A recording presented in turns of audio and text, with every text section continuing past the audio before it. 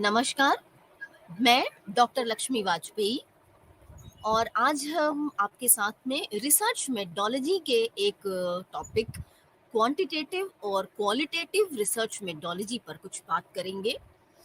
Generally सामान्य तौर पे जब हम रिसर्च की बात करते हैं, तो वहाँ पर हम क्वांटिटेटिव मेथड को ही ज़्यादा इम्पोर्टेंस देते हैं।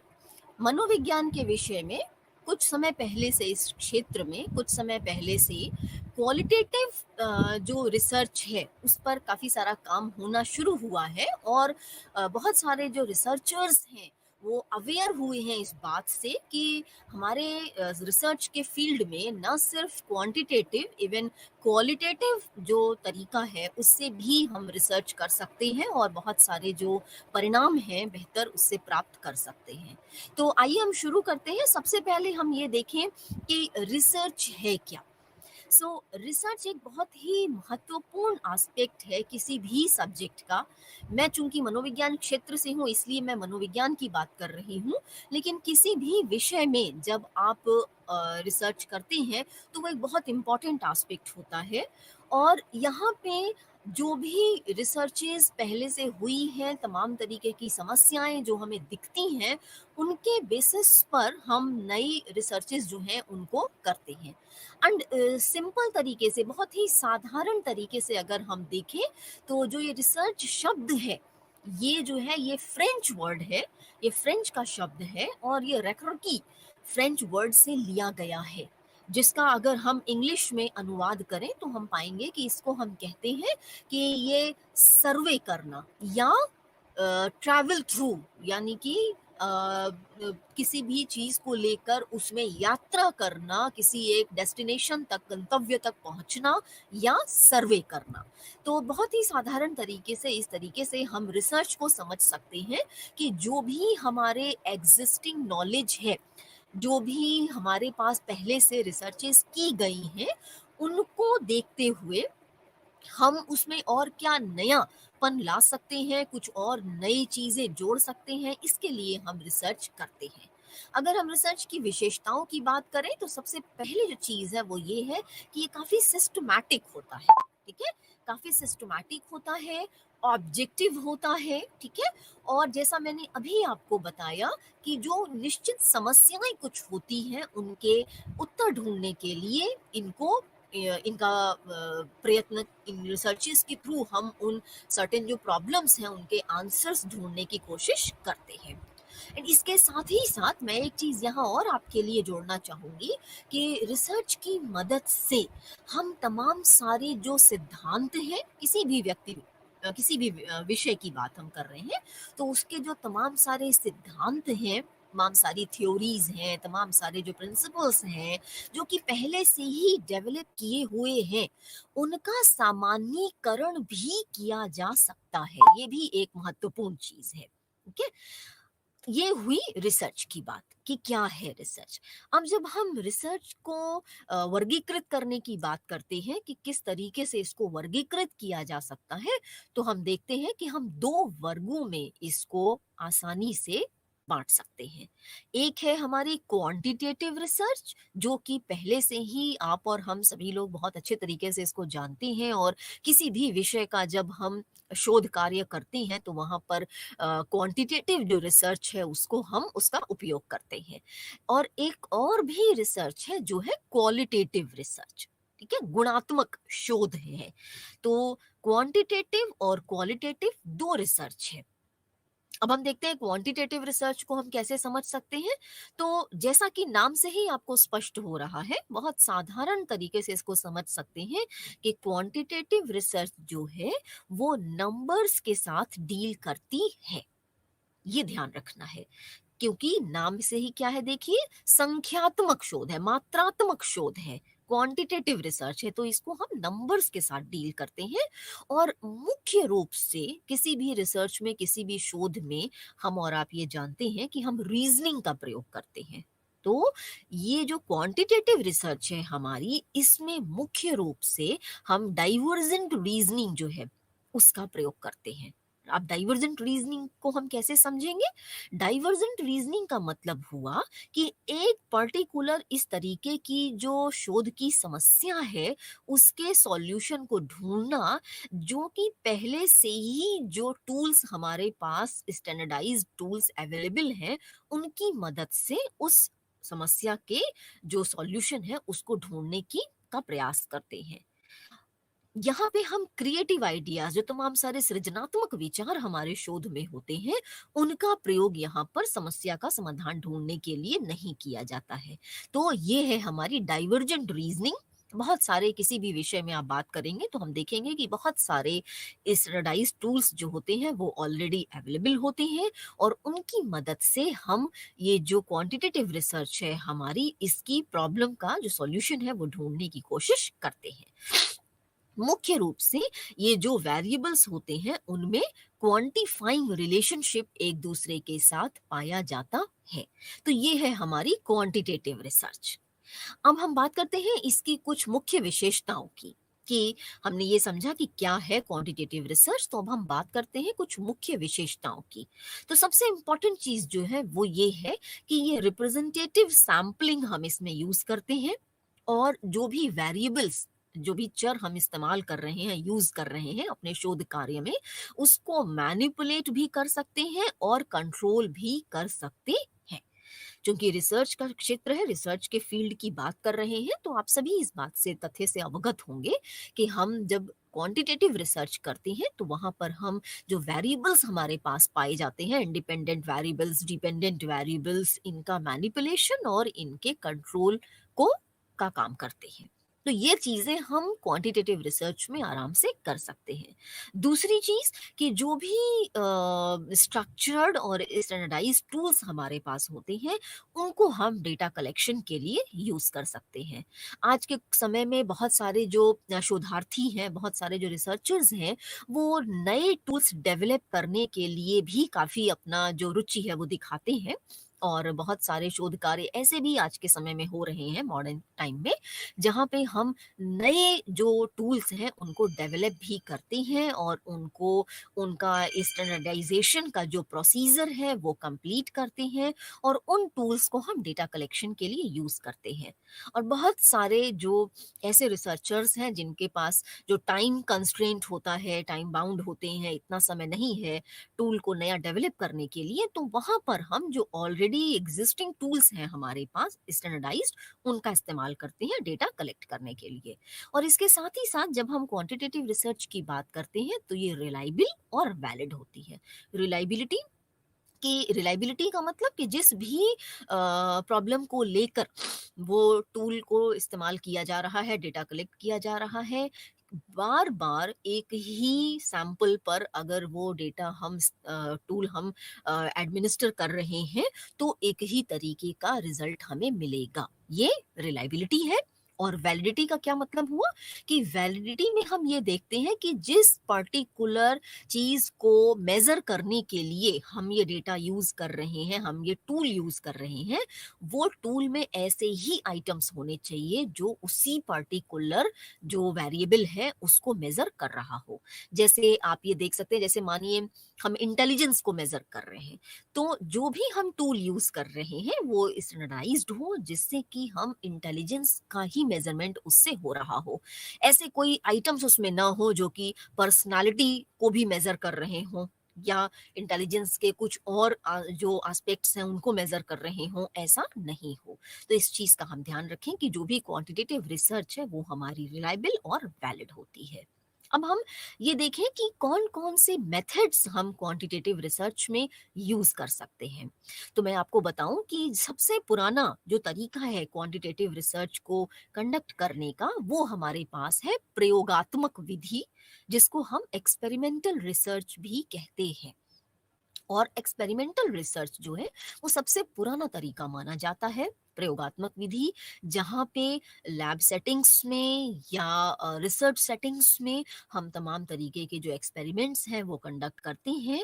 और इसके अलावा फील्ड एक्सपेरिमेंट्स होते हैं, और नॉन एक्सपेरिमेंटल रिसर्चेज भी पाई जाती हैं। तो ये हुआ हमारा क्वांटिटेटिव रिसर्च। क्वांटिटेटिव रिसर्च में किस तरीके से हम डेटा कलेक्ट कर सकते हैं और उस डेटा का स्टैटिस्टिकल एनालिसिस डिफरेंट जो मेथड्स हैं हमारे पास उनको इस्तेमाल करते हुए एक निश्चित जो हमारा सॉल्यूशन है उस पे हम पहुंच सकते हैं। और भी तमाम सारी चीज़ें आती हैं जब हम क्वांटिटेटिव रिसर्च की बात करते हैं, तो और भी बहुत सारी चीज़ें आती हैं, जैसे सैंपल कैसे चूज़ करना है, क्या सैंपल साइज़ रखना है ना? और सैंपल का जो कैटेगराइज़ेशन है वो किस तरीके से करेंगे, किस एज ग्रुप के लोगों को लेंगे, क्या एजुकेशन के लोगों को लेंगे, ये तमाम सारी चीज़ें हम जब सैम्पलिंग का जो चैप्टर है या जो सैम्पलिंग का कॉन्सेप्ट है वो पढ़ते हैं तो वहाँ पर बहुत सारी डिटेलिंग्स हमको मिलती हैं। उसी तरीके से जब हम वेरिएबल्स की बात करते हैं कि जो भी हम रिसर्च कंडक्ट कर रहे हैं उसमें कौन सा इंडिपेंडेंट वेरिएबल है, कौन सा डिपेंडेंट वेरिएबल है, तो ये सारी चीज़ें भी हम क्वांटिटेटिव रिसर्च में ध्यान रखते हैं। और जैसा मैंने आपको अभी बताया कि हम इसमें प्रयोगात्मक विधि का प्रयोग करते हैं, एक्सपेरिमेंटल रिसर्च को यूज़ करते हैं, जहाँ पर एक डिपेंडेंट वेरिएबल, एक इंडिपेंडेंट वेरिएबल, कुछ एक्सट्रनिस या एक्सटर्नल वेरिएबल्स भी हो सकते हैं जो हमारी रिसर्च को अफेक्ट करने का काम करते हैं। जैसे एक्सटर्नल वेरिएबल में आप समझ सकते हैं जैसे नॉइस है या कोई और चीज़ का इफ़ेक्ट जो हमारे वेरिएबल्स पर पड़ रहा है, उसको हम एनवायरनमेंट से रिलेटेड कोई और वेरिएबल है जिसको कि हम एक्सटर्नल वेरिएबल के नाम से जानते हैं। तो हम अपने एक्सपेरिमेंटल रिसर्च में इस तरीके से एक लिमिटेड डेटा को लेते हुए उस पर अपना रिसर्च वर्क कर सकते हैं और जो भी एक सर्टेन पर्टिकुलर प्रॉब्लम है हमारे रिसर्च की उसके सॉल्यूशन की बात हम वहाँ कर सकते हैं। कुछ कंस्ट्रेंट्स भी हैं, कुछ लिमिटेशंस भी हैं एक्सपेरिमेंटल रिसर्च की। इसमें जो मैनिपुलेशन हम करते हैं वेरिएबल्स का, जो वेरिएबल को कंट्रोल करने का काम करते हैं, कई बार इसकी वजह से जो हमारे रिजल्ट हैं वो अफेक्टेड हो सकते हैं, एक ये चीज़ भी है। दूसरी चीज़ ये है कि चूँकि लैब सेटिंग्स में कर रहे हैं एक्सपेरिमेंट्स, इस वजह से ये टाइम बाउंड होता है। So time is a major constraint इस तरीके के रिसर्चेस के लिए। लिमिटेड सैंपल साइज आपको लेना पड़ता है, बहुत ज़्यादा जो वास्ट सैंपल लेकर, हम बहुत बड़ा सैंपल लेकर इस पे हम रिसर्च नहीं कर पाते हैं। तो ये कुछ लिमिटेशंस हैं जो हम एक्सपेरिमेंटल रिसर्च में पाते हैं। इसके अलावा जब हम नॉन एक्सपेरिमेंटल रिसर्चेस की बात करते हैं वहाँ पे जैसे सर्वे मेथड है। सर्वे मेथड में एक जो कंस्ट्रेंट है एक्सपेरिमेंटल रिसर्च का कि हम बड़े सैंपल साइज को नहीं ले सकते हैं, यहाँ पर वो कंस्ट्रेंट हमारा नहीं होता है। सर्वे रिसर्च में हम बड़े सैंपल्स को लेके उन पे सर्वेस कर सकते हैं कंडक्ट। बहुत सारे जो एटीट्यूड टेस्टिंग होती है किसी एक पर्टिकुलर इमेज को या किसी एक पर्टिकुलर सोशल आइकॉन को लेकर उनके एटीट्यूड को अगर मेजर करना है कि लोग क्या उनके बारे में सोचते हैं, या आज के समय में हम सर्वेस को ऐसे यूज करते हैं जैसे कोई नया प्रोडक्ट अगर हम लॉन्च कर रहे हैं उसके लिए हम सर्वे कर सकते हैं। आप देखते होंगे बहुत सारे लोग डोर टू डोर नए प्रोडक्ट्स को लॉन्च करने के लिए लेके आते हैं, तो वो सारी चीज़ें क्या है सर्वे मेथड में हमारी आती हैं। इसके साथ ही साथ फील्ड एक्सपेरिमेंट्स भी हम कर सकते हैं। जो सर्वे मेथड है हमारा और जो फील्ड एक्सपेरिमेंट है वो काफ़ी हद तक एक दूसरे से मिलता-जुलता है और दोनों में ही हम एक बड़े सैंपल साइज़ को लेके उस पे अपनी रिसर्च को कंडक्ट कर सकते हैं। तो ये है हमारी क्वांटिटेटिव रिसर्च। इसके अलावा जो दूसरा टाइप है रिसर्च का जिसके बारे में मैंने आपको स्टार्टिंग में बताया था, वो है हमारी क्वालिटेटिव रिसर्च।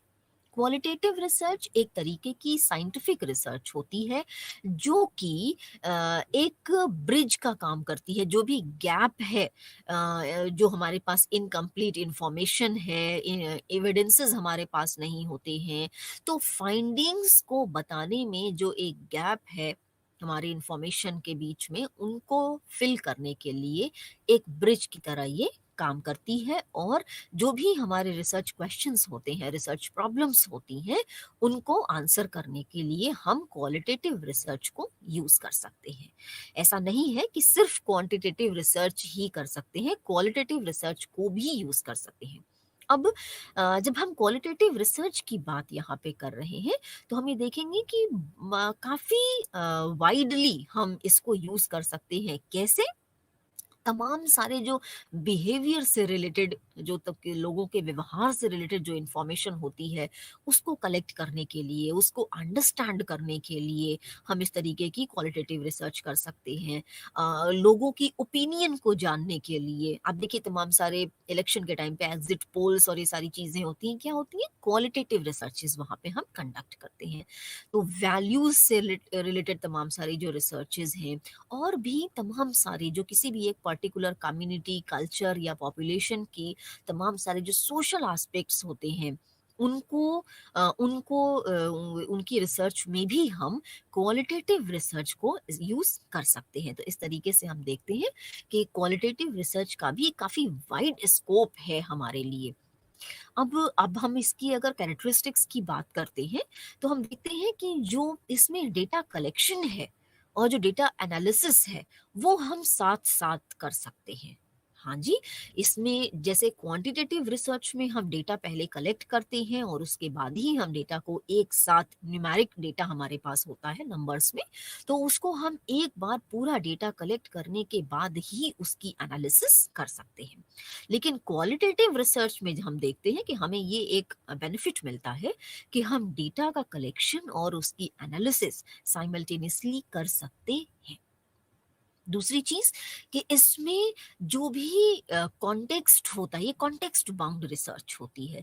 सो तमाम तरीके की जो थ्योरीज हैं जो ऑलरेडी डेवलप्ड हैं, उनको बेस करके भी हम अपनी क्वालिटेटिव रिसर्च को कंडक्ट कर सकते हैं। और जो डेटा है हमारे पास वो थ्योरी को फॉर्म करने का काम भी करता है ना। तो जो भी हम क्वालिटेटिव रिसर्च कंडक्ट कर रहे हैं उसमें हम एक नई थ्योरी को भी फॉर्म कर सकते हैं, जो क्वालिटेटिव रिसर्च का डेटा हमारे पास मिलता है उससे। अब हमने अभी क्वांटिटेटिव रिसर्च की भी बात की और क्वालिटेटिव रिसर्च की भी बात की, तो अब हमें बहुत ज़रूरी है कि हम इन दोनों के अंतर को समझें कि दोनों का बेसिक डिफरेंस क्या है। हालाँकि जितनी बातें अभी हमने की हैं क्वांटिटेटिव और क्वालिटेटिव रिसर्च के बारे में अलग-अलग, उनसे जो एक मोटे तौर पे जो डिफरेंस है दोनों का, वो निश्चित तौर पे आपको समझ में आ रहा होगा। लेकिन हम अब सिस्टमैटिक तरीके से उसके डिफरेंस को एक बार देख लेते हैं। तो जब हम मीनिंग की बात करते हैं, मीनिंग के बेस पर हम डिफरेंस देखते हैं दोनों का, क्वांटिटेटिव और क्वालिटेटिव रिसर्च का। तो हम ये पाते हैं कि जो क्वांटिटेटिव मेथड है हमारा, वो बेसिकली एक ऐसा रिसर्च मेथड है जो कि न्यूमेरिकल डाटा और फैक्ट्स जो है उनसे हम उनको हम यूज करते हैं मेथड में और स्टैटिस्टिकल टेक्निक्स को यूज करते हैं। तो जो भी न्यूमेरिकल डाटा है हमारे पास उसको हम एनालाइज करने के लिए स्टैटिस्टिकल टेक्निक्स का यूज करते हैं। ये इस तरीके का रिसर्च मेथड होता है। दूसरी तरफ जब हम क्वालिटेटिव रिसर्च की बात करते हैं तो हम देखते हैं कि यहाँ पर हमारे पास न्यूमेरिकल डाटा नहीं है। यहाँ पर हमारे पास कॉम्प्रिहेंड जो फंक्शनिंग है ह्यूमन बींग्स की वो आती है कि किस तरीके से वो क्या सोचते हैं, उनके वो क्या महसूस करते हैं। आप जैसे सपोज कि किसी की ओपिनियन आप जानने का काम करते हैं अगर किसी एक पर्टिकुलर प्रोडक्ट या किसी एक पर्टिकुलर सब्जेक्ट को लेकर, तो वहाँ पर हम देखते हैं कि जो ह्यूमन बीइंग्स हैं वो क्या सोचते हैं, कैसा महसूस करते हैं। यहाँ पर हमारा जो डेटा होता है वो इस तरीके से क्वालिटेटिव फॉर्म में हमारे सामने होता है। तो जो मीनिंग के बेसिस पर मेजर डिफरेंस है क्वालिटेटिव और क्वांटिटेटिव का वो ये है कि क्वांटिटेटिव में हमारे पास न्यूमेरिकल डाटा होता है, जबकि क्वांटिट जो क्वालिटेटिव है वहां पर हमारे पास जो है वो ह्यूमन बीइंग्स की जो फीलिंग्स हैं, जो उनकी थिंकिंग है, उसके बेस पर डेटा हमारे पास होता है, क्वालिटेटिव डेटा हमारे पास होता है। दूसरा, ऑब्जेक्टिव क्या है? ऑब्जेक्टिव के बेस पर हम कैसे इन दोनों के अंतर को समझ सकते हैं। तो जब हम ऑब्जेक्टिव की बात करते हैं क्वांटिटेटिव रिसर्च की, तो हम देखते हैं कि क्वांटिटेटिव रिसर्च में जो हमारा मेन ऑब्जेक्टिव है वो ये होता है कि हम अपने डाटा को क्वांटिफाई करें। जो भी डाटा हमने कलेक्ट किया हुआ है उसको हम क्वांटिफाई करें और हम जो भी रिजल्ट है उसको पॉपुलेशन जो हमने सैंपल साइज लिया हुआ है उस पर जनरलाइज कर सके। जैसे आप देखिए, एक पर्टिकुलर सैंपल साइज हम लेते हैं, जैसे मानिए हमने 100 लोगों पे कोई रिसर्च कंडक्ट हम कर रहे हैं, ठीक है। तो अब वो 100 लोग जो है वो एक पर्टिकुलर एज ग्रुप के होंगे या एक पर्टिकुलर कुछ एक स्पेसिफिक एजुकेशन के होंगे, अर्बन है, रूरल है, ये तमाम सारी चीजें हम सैम्पलिंग में ध्यान रखते हैं। तो हमारा जो क्वांटिटेटिव रिसर्च है उसका मेन ऑब्जेक्टिव ये होता है कि जो भी डेटा हमने न्यूमेरिक्स में कलेक्ट किया है उसको हम जो रिजल्ट है उसको जनरल पॉपुलेशन पर जनरलाइज कर सके। 100 लोगों का जो रिजल्ट हमें मिला है उसको हम 1000 लोगों पे जर्नलाइज कर सकें, ये हमारा ऑब्जेक्टिव होता है। दूसरी तरफ जब हम क्वालिटेटिव रिसर्च के ऑब्जेक्टिव की बात करते हैं तो वहां पे हम देखते हैं कि चूंकि कोई न्यूमेरिकल्स यहाँ पर नहीं होते हैं, इस वजह से हम क्वालिटेटिव रिसर्च में ये ऑब्जेक्टिव लेके चलते हैं कि लोगों की सोच के आधार पर एक निष्कर्ष निकाल सके। किसी एक पर्टिकुलर विषय को लेके, किसी एक पर्टिकुलर प्रोडक्ट को लेके लोगों की क्या राय है, लोगों की क्या सोच है, उसके आधार पर हम एक निष्कर्ष निकाल सके। ये हमारा क्वालिटेटिव रिसर्च का ऑब्जेक्टिव होता है।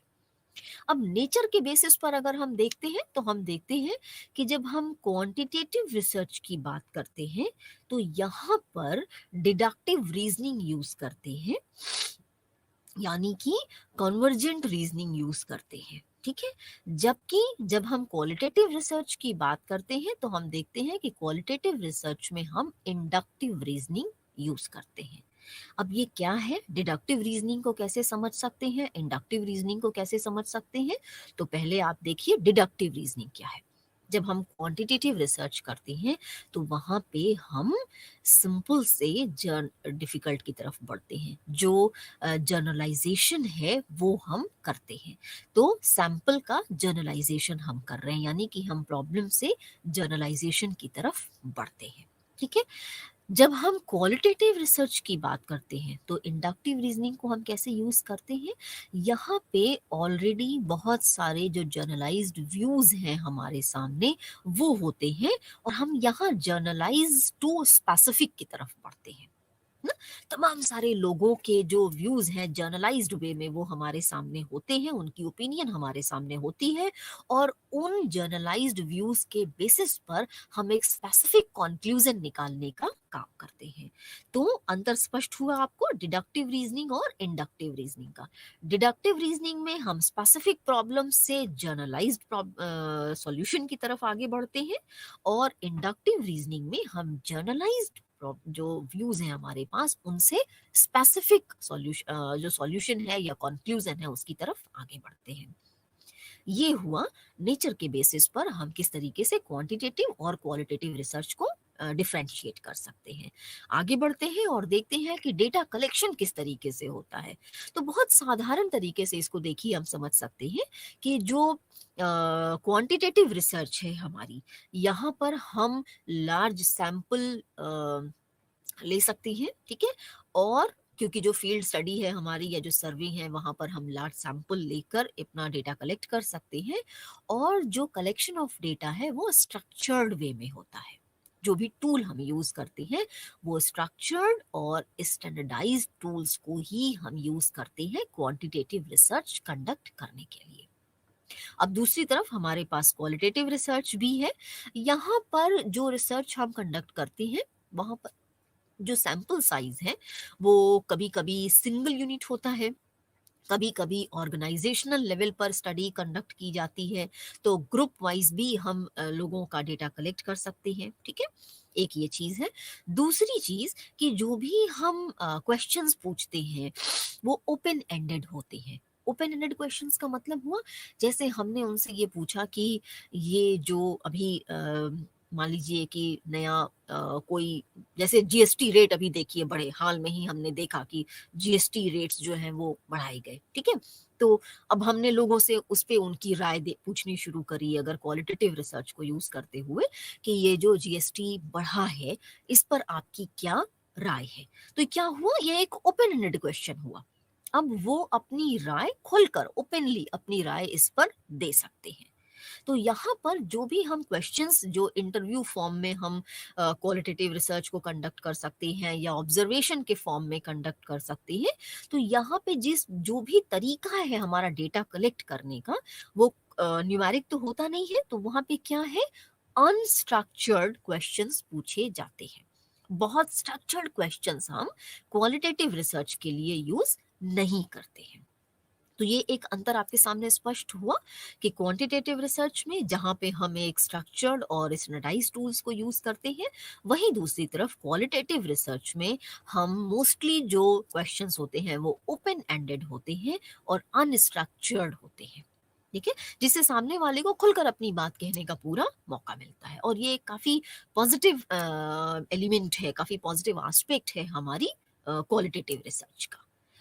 दूसरी तरफ एनालिसिस किस तरीके से करते हैं डेटा की, ये एक काफ़ी महत्वपूर्ण बात है समझने के लिए, क्योंकि देखिए क्वांटिटेटिव डेटा जो है हमारे पास, वहाँ पे तो हम स्टैटिस्टिकल टेक्निक्स यूज़ करते हैं। हमारे पास न्यूमेरिकल डेटा है, तो हम उस डेटा को mean, median, mode, ANOVA, regression, तमाम तरीके के जो स्टैटिस्टिकल टेक्निक्स हैं हमारे पास, काई स्क्वायर एंड रिलेशनशिप के लिए हम तमाम तरीके के जो कोरिलेशन मेथड्स यूज़ करते हैं, उनको हम स्टैटिस्टिकल टेक्निक्स के थ्रू उस डेटा को एनालाइज कर सकते हैं। लेकिन जो क्वालिटेटिव रिसर्च है हमारी, जहां पर न्यूमेरिक फॉर्म में हमारे पास डेटा नहीं है, वहां पे तो हम कोई स्टैटिस्टिकल टेक्निक्स यूज नहीं कर पाएंगे, एंड एक्चुअली वो स्टैटिस्टिकल टेक्निक्स रिक्वायर्ड भी नहीं होती है। ठीक है, तो यहाँ पर हम कैसे डेटा यूज करेंगे, यहाँ पे हम एक स्पेसिफिक तरीके से डेटा को एनालाइज करते हैं, जिसको हम कहते हैं कंटेंट एनालिसिस। जो कंटेंट है हमारा, उसका जो थीम है, उस पे बेस करके हम कंटेंट एनालिसिस करते हैं, और उसके बेस पर फिर हम एक स्पेसिफिक कंक्लूजन वहां पर देने का काम करते हैं। तो इस तरीके से हमने देखा कि क्वांटिटेटिव रिसर्च और क्वालिटेटिव रिसर्च को डिफरेंट डिफरेंट एस्पेक्ट्स पे हम किस तरीके से उनका अंतर, उनको डिफरेंशिएट कर सकते हैं। अब क्वालिटेटिव रिसर्च में आगे बढ़ते हैं और देखते हैं कि क्वालिटेटिव रिसर्च में, जैसा आपको बताया कि हम रिसर्च तो कंडक्ट कर सकते हैं और क्वालिटेटिव रिसर्च के बेसिस पर हम तमाम तरीके से डेटा कलेक्ट कर सकते हैं, लेकिन ऐसा नहीं है कि यहाँ पर कुछ स्पेसिफिक मेथड्स हमें नहीं मिलते हैं। यहाँ पर भी कुछ स्पेसिफिक मेथड्स हैं हमारे पास, जिनको हम क्वालिटेटिव रिसर्च के लिए यूज कर सकते हैं। जैसे एक का नाम मैंने अभी लिया, कंटेंट एनालिसिस। ठीक है, उसी तरीके से केस स्टडी, और केस स्टडी काफी प्रचलित मेथड है क्वालिटेटिव एनालिसिस का। हम केस स्टडी के थ्रू क्वालिटेटिव रिसर्च को कंडक्ट करने का काम कर सकते हैं। एथनोग्राफी, एथनोग्राफी एक दूसरा मेथड है जिसमें डिफरेंट डिफरेंट थ्योरीज के थ्रू, उनके बेसिस पर हम क्वालिटेटिव रिसर्च को कंडक्ट करने का काम करते हैं। तो केस स्टडीज के थ्रू, एथनोग्राफी के थ्रू, ग्राउंडेड थ्योरी के थ्रू, ग्राउंडेड थ्योरी कुछ पार्टिकुलर थ्योरीज हैं जिनके बेस पर हम क्वालिटेटिव रिसर्च को कंडक्ट करने का काम कर सकते हैं। इसके अलावा फोकस ग्रुप, क्या फोकस ग्रुप है हमारा, ये भी एक तरीका है जिससे हम क्वालिटेटिव रिसर्च को कंडक्ट कर सकते हैं। और ये फोकस ग्रुप मेनली हम ऐसे देख सकते हैं कि जो भी हम प्रॉब्लम हमने चूज की है, जो भी हमारी प्रॉब्लम है, उस प्रॉब्लम को हम किस ग्रुप पर फोकस कर सकते हैं, वो प्रॉब्लम का सॉल्यूशन के लिए हम किन पार्टिकुलर लोगों से बातचीत कर सकते हैं, तो वो हमारा फोकस ग्रुप होता है, और उसके थ्रू हम क्वालिटेटिव रिसर्च को कंडक्ट कर सकते हैं। कंटेंट एनालिसिस, जैसा मैंने अभी आपको बताया कि कंटेंट एनालिसिस में जो भी हम इंटरव्यूज के थ्रू या ऑब्जर्वेशंस के थ्रू तमाम तरीके के जो ऑब्जर्वेशन या उनके आंसर्स जो हमें मिलते हैं, वो कंटेंट फॉर्म में हमारे पास होते हैं, और वो कंटेंट की थीम एनालिसिस करके, थीम के बेस पर हम समझ सकते हैं कि किस तरीके से इस क्वालिटेटिव रिसर्च जो है उसकी एनालिसिस की जा सकती है। और तमाम सारे लोगों के इस तरीके के कंटेंट जो है उनको लेकर और थीम को स्टडी करके हम एक स्पेसिफिक कंक्लूजन पर पहुंच सकते हैं। एक जो और तरीका है, एक और मेथड है क्वालिटेटिव रिसर्च को कंडक्ट करने का, वो है हमारे पास डिस्कोर्स एनालिसिस। डिस्कोर्स एनालिसिस के थ्रू भी हम जो है वो जो क्वालिटेटिव रिसर्च है उसको कंडक्ट करने का काम कर सकते हैं। तो ये कुछ पर्टिकुलर मेथड्स मैंने आपके सामने रखे जो जिनके थ्रू हम क्वालिटेटिव रिसर्च को कंडक्ट कर सकते हैं। एक चीज ध्यान रखने की है यहाँ पे, जब हम बात कर रहे हैं क्वालिटेटिव रिसर्च की, तो एक चीज और यहाँ पे हमें ध्यान रखने की है, और वो ये है कि जो कि क्वालिटेटिव रिसर्च जो है हमारी, वो काफ़ी हद तक बहुत सारी जो थ्योरीज हैं, ऑलरेडी डेवलप्ड थ्योरीज हैं, उनको बेस करके भी हम क्वालिटेटिव रिसर्च को कंडक्ट कर सकते हैं। तो एक ये भी चीज़ हमें ध्यान रखने की है कि थ्योरेटिकल ग्राउंड जो है वो काफ़ी इम्पोर्टेंट होता है हमारे लिए जब हम इसकी बात करते हैं, क्वालिटेटिव रिसर्च की बात करते हैं। तो तमाम तरीके की जो थ्योरीज हैं उन्होंने किस तरीके से एक कंक्लूजन दिया है, और किस तरीके की वो थ्योरी, जैसे मान लीजिए इंटेलिजेंस की कोई थ्योरी है या पर्सनालिटी की, सपोज रॉजर्स थ्योरी है, ह्यूमनिस्टिक अप्रोच लेके चलती है, तो हम रॉजर्स की जो ह्यूमनिस्टिक अप्रोच थ्योरी है उसको बेस करते हुए भी पर्सनालिटी असेसमेंट की जो तमाम तरीके की जो टूल्स हैं उन पे हम क्वालिटेटिव रिसर्च कर सकते हैं। तो थ्योरी बेस्ड भी ये होते हैं, ये हमें ध्यान रखना जरूरी है। ठीक है, अब हम बात करते हैं टाइप्स ऑफ क्वालिटेटिव रिसर्च की। जैसे हमने क्वांटिटेटिव रिसर्च की टाइप्स की बात की, उसी तरीके से हमारे पास अब आते हैं हमारे सामने क्वालिटेटिव रिसर्च के टाइप्स। जैसा मैंने आपको बताया, जैसे ऑब्जर्वेशन एक तरीका है, ऑब्जर्वेशन एक तरीका है जिसके थ्रू हम क्वालिटेटिव रिसर्च करते हैं, तो ये एक टाइप है हमारा क्वालिटेटिव रिसर्च का। जैसे दूसरा तरीका है, इंटरव्यू कर सकते हैं आप, अगर क्वालिटेटिव रिसर्च करनी है तो इंटरव्यू में आप एक पर्टिकुलर पर्सन का इंटरव्यू कर सकते हैं या ग्रुप में लोगों का इंटरव्यू कर सकते हैं। आप देखते होंगे टीवी पे, देखिए जब इस तरीके के पॉलिटिकल इश्यूज पे डिस्कशंस होते हैं, ग्रुप डिस्कशंस होते हैं, इंटरव्यूज होते हैं वहां पर, तो एक से ज्यादा लोगों को भी एक साथ ग्रुप में बिठा के उनके इंटरव्यूज कंडक्ट किए जा सकते हैं। आजकल ई इंटरव्यू भी ट्रेंड में है ना। हम टेलीफोनिक इंटरव्यू कर सकते हैं या हम ऑनलाइन इंटरव्यूज कंडक्ट कर सकते हैं। सो तमाम तरीके के इंटरव्यूज भी हैं। तो हम एक एक करके इनको भी देखते हैं एक बार, कि ये जो टाइप्स हैं क्वालिटेटिव रिसर्च के हमारे, उनको हम कैसे समझ सकते हैं। तो पहला हमारा जो सबसे पॉपुलर तरीका है क्वालिटेटिव रिसर्च का, वो है ऑब्जर्वेशन। ऑब्जर्वेशन एक बहुत ही पुराना तरीका है क्वालिटेटिव रिसर्च का। आप देखिए, एक छोटा बच्चा भी जो होता है वो अपने एडल्ट्स के या जो बड़े लोग घर में हैं, एल्डरली पीपल के बिहेवियर को कितना कीनली ऑब्जर्व करता है और तमाम सारी लर्निंग करता है। तो हम ये समझते हैं, हम ये देख सकते हैं कि लर्निंग के लिए ऑब्जर्वेशन एक बहुत ही इम्पॉर्टेंट टूल है।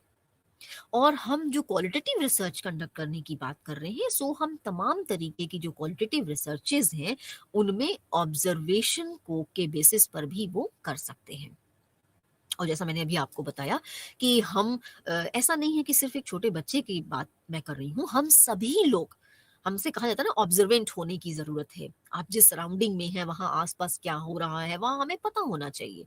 तो हम लोगों को, इवेंट्स को, जो तमाम तरीके के फिनोमेनाज हैं, एस्पेक्ट्स हैं, उनको इंटरप्रेट करने के लिए उनको पहले क्या करते हैं, ऑब्जर्व करते हैं, और फिर हम उनके बारे में अपना जो इंटरप्रिटेशन है वो दे सकते हैं। ठीक है, सो इसलिए ऑब्जर्वेशन जो है उसको हम काफी एक पुराना जो तरीका है क्वालिटेटिव मेथड का, उसके फॉर्म में यूज कर सकते हैं।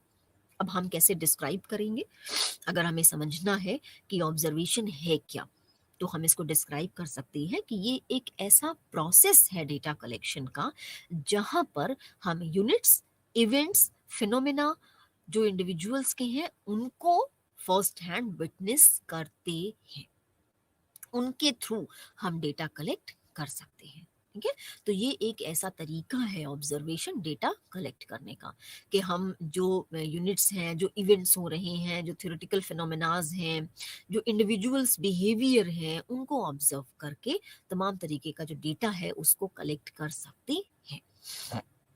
जब एक पर्टिकुलर रिसर्चर की बात करते हैं या एक ऑब्जर्वर की बात करते हैं, तो वो क्या क्या कर सकते हैं, जैसे वर्क प्लेस पर एम्प्लॉयज़ को ऑब्जर्व कर सकते हैं।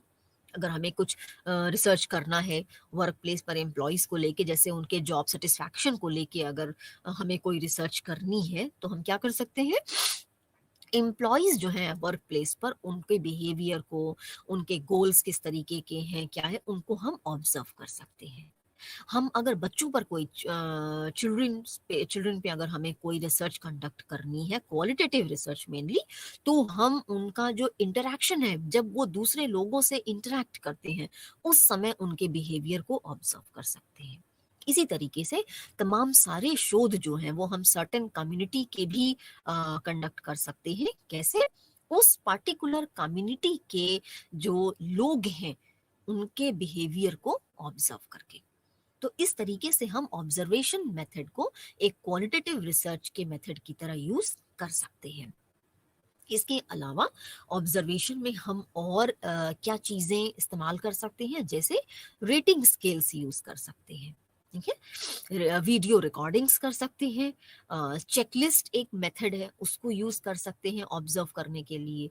कभी कभी सेल्फ ऑब्जर्वेशन करना होता है, तो उसके लिए हम क्या कर सकते हैं, जैसे बिहेवियर के तमाम सारे ट्रेट्स हमने एक शीट पर लिख लिए, ठीक है, जो भी तमाम तरीके के बिहेवियरल ट्रेट्स हैं वो हमने एक चेकलिस्ट बना ली, वो हमने सपोज हमने, आप मानिए कि 20 ट्रेट्स हमने एक पेज पर लिख लिए।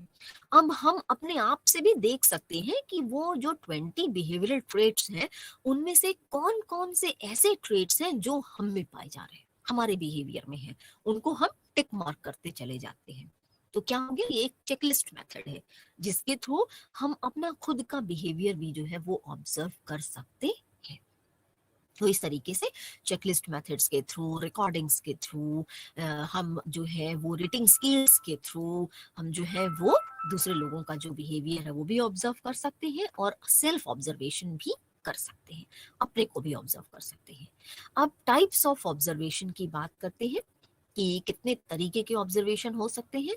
तो जो एक ब्रॉडली जो हम कैटेगराइजेशन कर सकते हैं ऑब्जर्वेशन का, वो है, देखिए, स्ट्रक्चर्ड ऑब्जर्वेशन हो सकता है और अनस्ट्रक्चर्ड ऑब्जर्वेशन हो सकता है। स्ट्रक्चर्ड ऑब्जर्वेशन क्या होगा, जहां पे जैसे चेकलिस्ट मेथड हमने यूज किया, तो ये क्या है, स्ट्रक्चर्ड ऑब्जर्वेशन है। हमने पहले से ही 20 ट्रेड्स लिख लिए हैं, अब उन 20 ट्रेड्स में से ही हमें ये ऑब्जर्व करना है कि कौन कौन से ट्रेड्स पर्टिकुलर पर्सन में अवेलेबल हैं। तो ये हमारा स्ट्रक्चर्ड ऑब्जर्वेशन की कैटेगरी में आता है।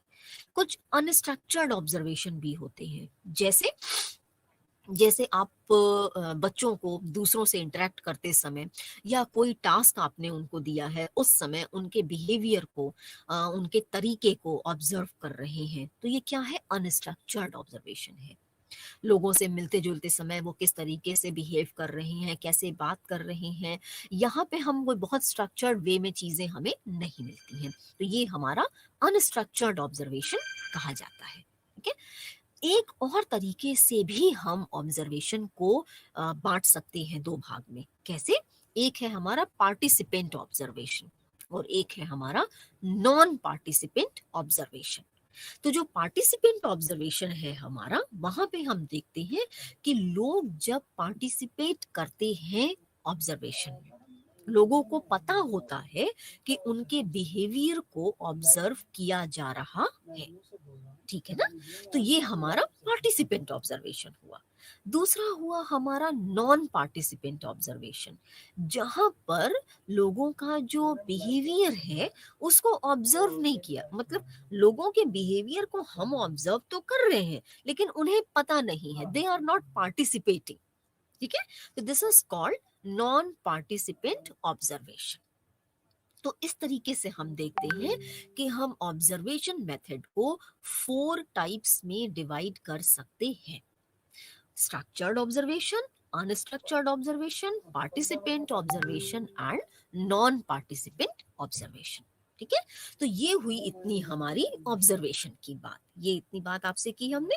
दूसरा एक और बहुत इंपॉर्टेंट टाइप है क्वालिटेटिव रिसर्च का, जिसकी मैंने बात आपसे की थी, और वो है इंटरव्यू। तो अगर हम क्वालिटेटिव रिसर्च की बात कर रहे हैं, उनके टाइप्स की बात कर रहे हैं और हम अगर इंटरव्यू की बात नहीं करेंगे, तो ये न्याय नहीं होगा, ठीक है?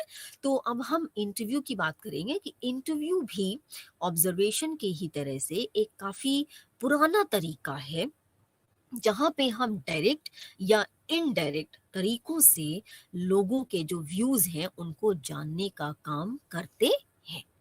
और ये बहुत कॉमनली यूज्ड मेथड है डेटा कलेक्शन का। जब हम क्वालिटेटिव रिसर्च की बात करते हैं, तो ये काफ़ी कॉमनली यूज्ड मेथड है डेटा कलेक्शन का, जिसमें हम डायरेक्ट इंटरव्यूज़ या इनडायरेक्ट इंटरव्यूज़ के थ्रू लोगों का डेटा, लोगों की जो ओपिनियन है, उनके व्यूज़ हैं, उनकी थिंकिंग है, वो जानने का काम करते हैं और क्वालिटेटिव डेटा कलेक्ट करने का काम कर सकते हैं। इसके अलावा इसमें वन वे डेटा भी कलेक्ट किया जा सकता है। जैसे कि लोगों से हम क्वेश्चन पूछते हैं, ठीक है? और डायरेक्ट उनसे डेटा कलेक्ट कर सकते हैं। हमने सपोज कोई इंटरव्यू एक पर्सन के साथ में रखा और जो भी क्वेश्चन हम उनसे पूछ रहे हैं, वहाँ पे हम उनसे आंसर हमें मिलते चले जाते हैं। तो ये वन वे मेथड है हमारा डेटा कलेक्ट करने का। इसके अलावा डिफरेंट डिफरेंट तो प्रोजेक्टिव टेक्निक्स होती हैं, उनके थ्रू भी हम डेटा कलेक्ट करते हैं और वहाँ पे भी हम इंटरव्यू मेथड यूज़ कर सकते हैं। जैसे आप रोशार्क इंक ब्लॉट टेस्ट को देखिए। रोशार्क इंक ब्लॉट सीरीज जो है, उसमें हम इंटरव्यू के थ्रू भी, वो एक प्रोजेक्टिव टेक्निक है हमारी पर्सनालिटी को असेस करने की, और यहाँ पर हम इंटरव्यू के थ्रू भी सामने वाले की जो पर्सनालिटी है उसके बारे में जानने के लिए डेटा कलेक्ट करते हैं। वो हम उनको जो इंक ब्लॉट्स हैं वो दिखाते हैं और उस पे उनके व्यूज जानने का काम करते हैं। तो ये भी क्या है, एक तरीके का इंटरव्यू है, जिसमें हम उनकी पर्सनालिटी के बारे में जो इंफॉर्मेशन है वो डेटा फॉर्म में कलेक्ट करने का काम करते हैं। तो इस तरीके से इंटरव्यू जो है ये काफ़ी पॉपुलर तरीका है क्वालिटेटिव रिसर्च में डेटा को कलेक्ट करने के लिए।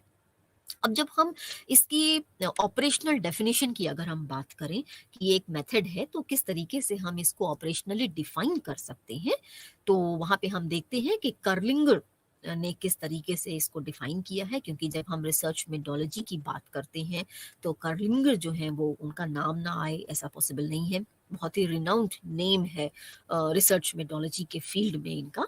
तो इन्होंने इंटरव्यू को बताया कि ये क्या है, एक face to face interpersonal interaction है, जहाँ पर इंटरव्यूअर जो है वो जो इंटरव्यूई है उनसे क्वेश्चन पूछने का काम करता है और जो उनके रिस्पॉन्सेज हैं उनके थ्रू हम अपनी रिसर्च प्रॉब्लम को आंसर करने का काम करते हैं। तो एक face to face interpersonal role situation है किसी एक पर्टिकुलर पर्सन की या एक से ज्यादा लोगों की, जहां पर इंटरव्यूअर है, इंटरव्यूई है, और जो इंटरव्यूअर है वो इंटरव्यूई से क्वेश्चन पूछने का काम करता है, और जो रिस्पॉन्सेज इंटरव्यूई के मिल रहे हैं उनके बेसिस पे हम अपनी रिसर्च प्रॉब्लम के जो आंसर्स हैं उनको ढूंढने का काम करते हैं। तो ये है इंटरव्यू। इस तरीके से हम इंटरव्यू को समझ सकते हैं।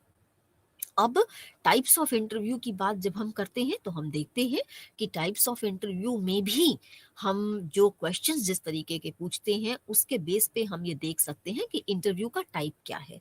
तो स्ट्रक्चर्ड इंटरव्यूज हो सकते हैं, जहाँ पर हम प्लान्ड क्वेश्चंस पूछते हैं उनसे और उसी यस नो के फॉर्म में पूछ सकते हैं, है ना?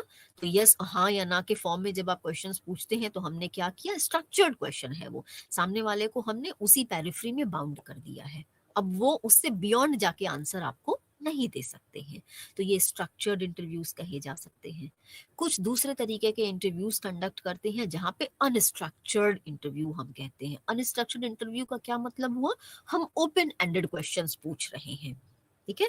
हम ये पूछते हैं कि ये एक घटना हुई, आपने देखा, आपका उस घटना के बारे में क्या विचार है। अब हमने क्या किया, हमने सामने वाला जो इंटरव्यूई है उसको बिल्कुल फ्री कर दिया अपने व्यूज को रखने के लिए। तो ये अनस्ट्रक्चर्ड इंटरव्यू की कैटेगरी में आते हैं। कुछ सेमी स्ट्रक्चर्ड इंटरव्यूज भी कंडक्ट किए जाते हैं, जहाँ पे कुछ तो स्ट्रक्चर्ड क्वेश्चंस होते हैं और कुछ अनस्ट्रक्चर्ड क्वेश्चंस होते हैं। तो टाइप ऑफ इंटरव्यू इस चीज़ पर डिपेंड करता है कि किस तरीके के क्वेश्चंस हम उनसे पूछ रहे हैं। तो ये इंटरव्यू एक तरीका है जिसके थ्रू हम क्वालिटेटिव रिसर्च को कंडक्ट कर सकते हैं। एक और तरीका जिसके बारे में बात करनी ज़रूरी है वो है केस स्टडी। केस स्टडी भी आप देखिए मॉडर्न टाइम्स में जो मॉडर्न रिसर्चेज़ हो रही हैं, वहाँ पर क्योंकि इंटरव्यू और ऑब्जर्वेशन देखिए क्लासिक मेथड्स हैं। आज से नहीं काफ़ी टाइम से हम इंटरव्यूज़ और रिसर्च में इंटरव्यूज़ और ऑब्जर्वेशन को यूज़ करते चले आ रहे हैं। लेकिन जो केस स्टडी है वो क्या है? मॉडर्न रिसर्च का मेथड है। तो केस स्टडी में बेसिकली क्या होता है कि हम एक जो पर्टिकुलर अप्रोच है उसको डिस्क्राइब कर सकते हैं इंफॉर्मेशन को कलेक्ट करने के लिए। डिफरेंट डिफरेंट पर्सपेक्टिव से जो इंफॉर्मेशन हमें कलेक्ट करनी है उसके लिए हम केस स्टडी को एक अप्रोच के फॉर्म में डिस्क्राइब कर सकते हैं। और बेसिकली जो केस स्टडी है वो हमें किसी भी एक पर्टिकुलर यूनिट, किसी एक पर्टिकुलर इवेंट या किसी एक इंडिविजुअल के बारे में जो इन डेप्थ इंफॉर्मेशन है वो कलेक्ट करने में हेल्प करती है। और केस स्टडी ऐसा नहीं है कि हम सिर्फ इंडिविजुअल्स के लिए यही यूज कर सकते हैं, इस्तेमाल कर सकते हैं। इवन हम ऑर्गेनाइजेशनल लेवल पर, इंस्टीट्यूशनल लेवल पर भी केस स्टडीज को कंडक्ट कर सकते हैं। और एक बात ये है कि तमाम जो मेथड्स हैं डेटा कलेक्शन के केस स्टडी में भी, जैसे इंटरव्यू है, ऑब्जर्वेशन है, इसको भी हम केस स्टडी में इंफॉर्मेशन को कलेक्ट करने के लिए यूज कर सकते हैं। ठीक है। और जब हम साइकोलॉजी की बात कर साइकोलॉजी में जब हम केस स्टडी को देखते हैं तो वहां पे डिफरेंट क्लिनिकल सेटअप्स में भी रिसर्चेस कंडक्ट करने के लिए हम केस स्टडी को यूज कर सकते हैं। तो बेसिकली जो केस स्टडी है वो एक्सप्लोरेटरी रिसर्च जो है हमारी उसका पार्ट है, उसका एक टाइप है। वहाँ पे हम एक्सप्लोरेटरी रिसर्च कंडक्ट कर सकते हैं और डिफरेंट यूनिट्स के थ्रू डेटा कलेक्ट करने का काम कर सकते हैं।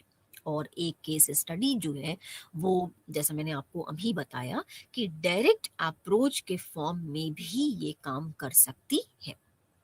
It can be termed as a direct approach.